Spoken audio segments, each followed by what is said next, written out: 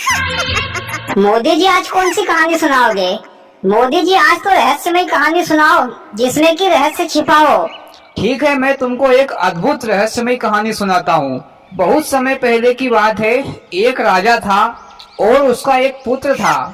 राजा बूढ़ा हो चुका था, इसलिए उसने अपने पुत्र को राजा बना दिया। पर राजा का पुत्र अभी 18 साल का ही था। राजकुमार ने अपनी पढ़ाई अभी पूरी भी नहीं की थी, इसीलिए वह गुरुदेव के पास शिक्षा ग्रहण करने के लिए जाता था। एक बार जब वह गुरुदेव की कुटिया की ओर जा रहा था, तो उसे रास्ते में एक पनिहारी कुएं पर पानी भरती हुई दिखी। तो उस पनिहारी ने राजकुमार को अपने पास बुलाया और कहा कि तुम अपने गुरुदेव से क्रिया चरित्र की शिक्षा ग्रहण करना। राजकुमार ने कहा ठीक है। फिर वह राजकुमार गुरुदेव के पास गया और कहा, गुरुदेव मुझे क्रिया चरित्र की शिक्षा दीजिए। तो गुरुदेव ने कहा राजकुमार से कि तुम क्रिया चरित्र की शिक्षा ना ही लो तो तुम्हारे लिए ठीक होगा। क्रिया चरित्र तुम्हारी जान भी ले सकती है। लेकिन राजकुमार जिद करने लगा कि मुझे तो क्रिया चरित्र की शिक्षा दीजिए। तो गुरुदेव ने राजकुमार को क्रिया चरित्र की शिक्षा सिखा दी। इधर राजा ने अपने राजकुमार की 2 शादी करवा दी। पर राजकुमार शिक्षा लेने के लिए अपने गुरुदेव के पास जाता रहता था। एक दिन गुरुदेव ने राजकुमार को एक जादुई कुंडल दिया और कहा कि आज रात को तुम इस कुंडल को पहनकर पूर्व दिशा की ओर जंगल में जाना। जब तुम इस कुंडल को पहन लोगे तो तुम किसी को भी पहचान नहीं आओगे। मोदी जी, गुरुदेव ने राजकुमार को कुंडल पहनकर रात में जंगल में जाने के लिए क्यों कहा? अरे भैया, इसमें कोई राज की बात होगी। फिर क्या हुआ मोदी जी? फिर राजकुमार रात में कुंडल पहनकर पूर्व दिशा की ओर जंगल में चला गया। तो राजकुमार ने देखा कि वही पनिहारी रात में भोजन की थाली लिए जंगल की ओर जा रही थी। तो राजकुमार भी उसके पीछे पीछे चल पड़ा। पनिहारी जंगल में एक साधु की कुटिया पर पहुंची। राजकुमार भी चुपके से उनकी बातें सुन रहा था। वह साधु बड़ा ही जादूगर था। साधु ने पनिहारी से कहा, आज तो तुम बहुत लेट आ रही हो। तो पनिहारी ने कहा, स्वामी मुझे अपने पति को सुलाने में देरी हो गई, इसीलिए लेट आई हूँ। फिर साधु ने कहा कि तुम हमसे ज्यादा प्रेम अपने पति से करती हो जो इतनी देर से आई हो। तो पनिहारी बोली, नहीं स्वामी, मैं तो आपसे सबसे ज्यादा प्रेम करती हूँ। फिर साधु ने कहा, ये लो चाकू और अपने पति का सर काट कर मेरे पास लाओ ताकि मुझे विश्वास हो सके। फिर पनिहारी वह चाकू लेकर अपने घर गई और अपने सोते हुए पति का सर काटकर साधु के पास ले आई। तो साधु ने गुस्से से कहा, जा भाग जा यहाँ से, दोबारा यहाँ मत आना, नहीं तो मैं तुझे मार दूंगा। जब तू अपने पति की नहीं हो सकी तो मेरी क्या होगी। इधर पनिहारी फूट फूट कर रोने लगी और सोचने लगी, जिसके खातिर मैंने अपने पति को मार दिया वही मुझे धक्के मारकर भगा रहा है। फिर पनिहारी अपने पति का सर लेकर वापस घर आ गई और अपने पति का सर वापस चिपका दिया और सो गई। लेकिन ये सारी घटना राजकुमार ने देख ली। फिर सुबह होते ही पनिहारी सती बनकर अपने पति से लिपट कर रोने लगी कि हाय, मेरे पति को किसी ने रात में मार डाला, अब मैं किसके सहारे जीऊंगी। ऐसा कह के जोर जोर से रोने लगी। मोदी जी, पनिहारी तो बहुत ढोंग कर रही है, खुद ने पति को मार दिया है और आप पछता रही है। हाँ भैया, वह दिखावे के लिए रो रही थी कि गांव वाले समझे कि वह अपने पति से कितना प्रेम करती थी। फिर सभी गांव वाले लाश को जलाने के लिए जंगल में ले गए। तो पनिहारी ने कहा, मैं भी अपने पति के साथ सती होना चाहती हूँ। फिर वह भी अपने पति की चिता पर बैठ गई। लेकिन पनिहारी ने राजकुमार को देखा तो राजकुमार से कहा कि तुम मेरी एक बात जरूर याद रखना, जब भी तुम किसी चटाई पर बैठो तो उसे उठाकर झटकार लेना। फिर पनिहारी चिता में आग लगाकर सती हो गई। फिर इधर दूसरे दिन राजकुमार रात में कुंडल पहनकर जंगल में गया तो राजकुमार ने देखा कि उसकी दोनों पत्नियां भोजन लेकर साधु की कुटिया की ओर जा रही थी। तो राजकुमार सोचने लगा कि मेरे में ऐसा क्या नहीं है जो मेरी पत्नियां साधु के पास जा रही है। इधर राजकुमार की पत्नियों ने राजकुमार को देख लिया, लेकिन वे राजकुमार को पहचान नहीं पाई। क्योंकि राजकुमार जादुई कुंडल पहना हुआ था। फिर उन पत्नियों ने कहा कि लड़के चलो हमारे साथ साधु के दर्शन कर लेना। फिर वे तीनों साधु की कुटिया पर गए। तो राजकुमार की पत्नियों ने साधु से कहा कि स्वामी, हमें एक राहगीर दिख गया था तो हम उसे यहाँ ले आई है। इधर साधु ने राजकुमार को पहचान लिया कि ये तो राजकुमार है, क्योंकि साधु तो जादूगर था। फिर साधु ने अपने शिष्य से कहा कि जाओ मेहमान को दूसरे कमरे में सुला दो। शिष्य ने राजकुमार को दूसरे कमरे में ले गया और एक चटाई के ऊपर सोने के लिए बोलकर वहां से चला गया। राजकुमार ने सोचा कि मैं मखमल के गद्दे पर सोने वाला, आज चटाई पर सोना पड़ेगा। फिर वह चटाई पर सोने ही वाला था कि उसे पनिहारी की बात याद आ गई कि चटाई को झटकार कर ही बैठना। तो राजकुमार ने चटाई को उठाई तो उसके नीचे एक गहरा कुआं था जिसमें काफी सारे लोग थे। उन सभी को साधुओं ने बंदी बनाकर रखा था, लेकिन वे लोग राजकुमार को पहचान गए और राजकुमार से कहा, राजा साहब आप यहाँ से भाग जाओ, नहीं तो ये साधु तुमको भी इस कुएं में बंदी कर देगा। फिर वह राजकुमार वहां से भागकर राजमहल वापस आ गया।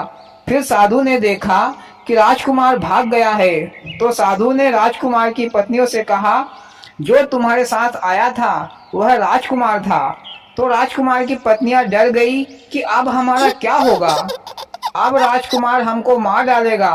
तो साधु ने कहा कि ये लो एक कील, यह कील तुम राजकुमार के सिर पर गाड़ देना, जिससे वह एक भेड़ बन जाएगा और तुम उसे आसानी से मार देना। मोदी जी, साधु तो बड़ा ही शातिर दिमाग का है, उल्टे काम भी करता है और सजा भी दूसरों के हाथ ही दिलवाता है और वह स्वयं सांप बच जाता है। भैया यही तो होती है प्रिया चरित्र। लोगों ने कहावत गलत नहीं बनाई है कि औरत की बुद्धि एड़ी में आती है। हाँ भैया। फिर वे पत्नियां हिम्मत करके राजमहल में पहुंची तो राजकुमार ने उनसे कहा कि जाओ यहाँ से, इस महल में तुम्हारे लिए कोई जगह नहीं है। पर राजकुमार की पत्नियां रोने लगी, राजकुमार से माफी मांगने लगी और कहती है कि उस साधु ने हम पर जादू कर दिया था, इसलिए हम वशीभूत हो गए थे।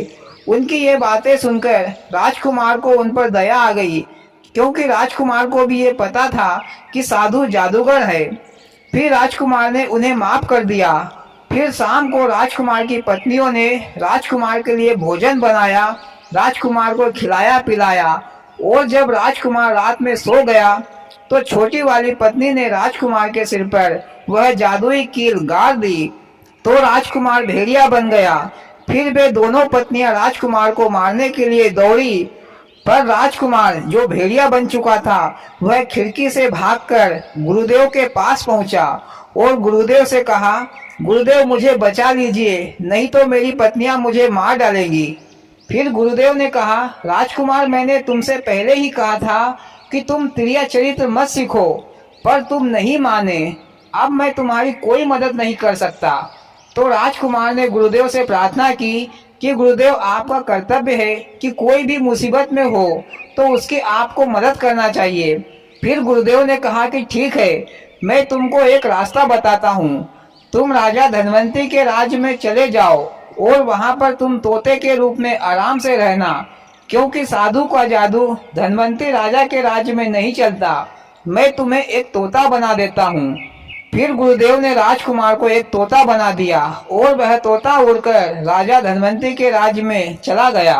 वहाँ पर सभी तोतों को वह ज्ञान देता, सभी से प्रेम पूर्वक व्यवहार करता, तो वहाँ के तोतों ने उसे अपना राजा मान लिया और उसकी सलाह के अनुसार कार्य करते थे।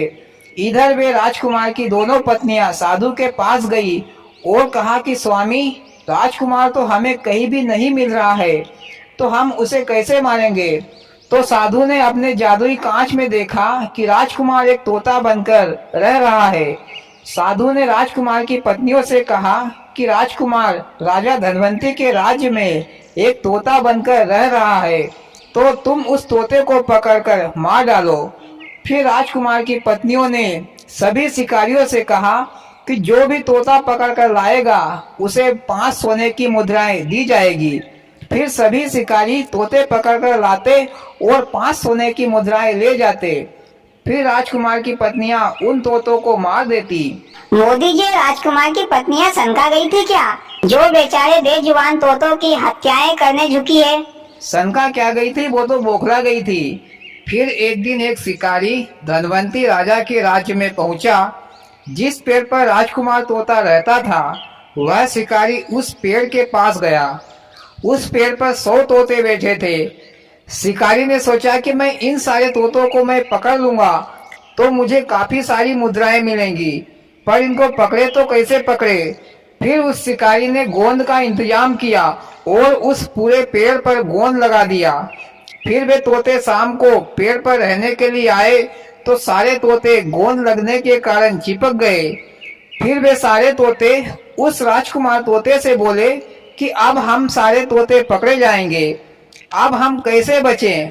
फिर उस राजकुमार तोते ने कहा, जब कोई भी हमें पकड़ने के लिए आए तो उस समय हम सारे तोते उल्टे लटक जाएंगे, जिससे कोई भी हमें पकड़ेगा तो उसे लगेगा कि हम मर चुके हैं। पर सब लोग अपनी गिनती कर लो कि हम कितने तोते हैं। तो सारे तोतों ने गिनती की तो वे सारे तोते 100 निकले। जब हमें कोई भी पकड़ने के लिए आएगा, जब वो हमें पकड़कर नीचे फेंकने लगेगा मरा हुआ जानकर, जब तक हम पूरे 100 तोते नीचे नहीं फेंक दिए जाएंगे तब तक कोई नहीं उड़ेगा। जब हम सारे 100 तोते नीचे गिर जाएंगे तब हम सब एक साथ उड़ जाएंगे। फिर सारे तोतों ने कहा कि हाँ, ऐसा ही करेंगे।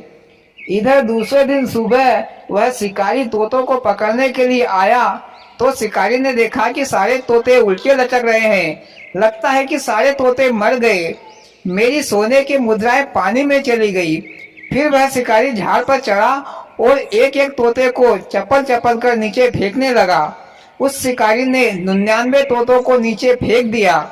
इसके बाद उस शिकारी के जेब से एक चाकू गिरा तो सभी तोतों ने सोचा कि हम पूरे 100 तोते गिर चुके हैं। फिर सारे तोते एक साथ उड़ गए, लेकिन राजकुमार तोता पेड़ पर ही रह गया। शिकारी ने देखा कि सारे तोते तो मुझे बेवकूफ बनाकर उड़ गए।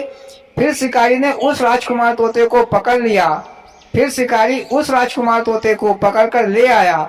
फिर राजकुमार तोते ने शिकारी से कहा कि भाई, तुम मुझे कहाँ ले जा रहे हो? तो शिकारी ने कहा कि मुझे 5 सोने की मुद्राएं मिलेंगी तो मैं तुम्हें रानियों के पास ले जा रहा हूँ।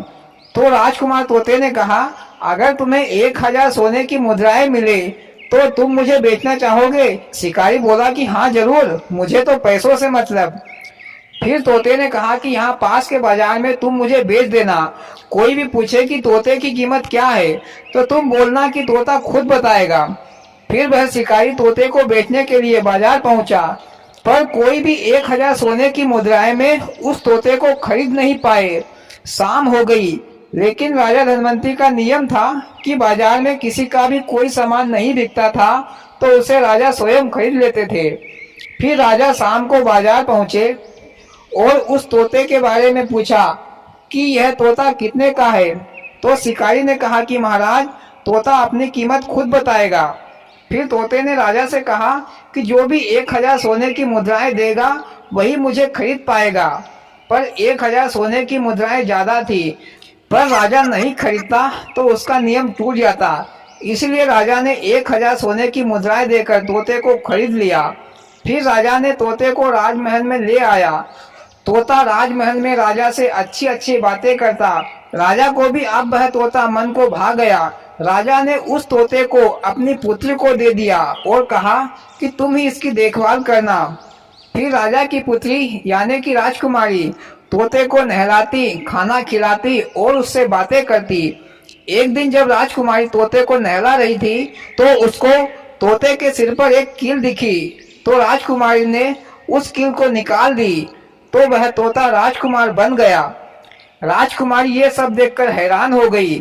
फिर राजकुमार ने राजकुमारी से कहा कि तुम वो कील वापस मेरे सिर पर गाड़ दो।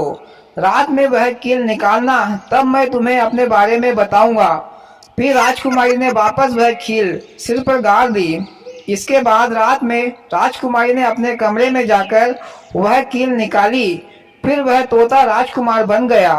राजकुमार ने राजकुमारी को अपने बारे में सारी बात बता दी। राजकुमारी ने उसकी बातें सुनी तो राजकुमारी को राजकुमार से प्रेम हो गया। फिर वह राजकुमारी रोजाना रात में राजकुमार से बातें करने लगी। इधर राजकुमार की पत्नियां परेशान हो चुकी थी, इसलिए वे पत्नियां साधु के पास पहुंची और कहा कि राजकुमार तो उन्हें कहीं भी नहीं मिल रहा है।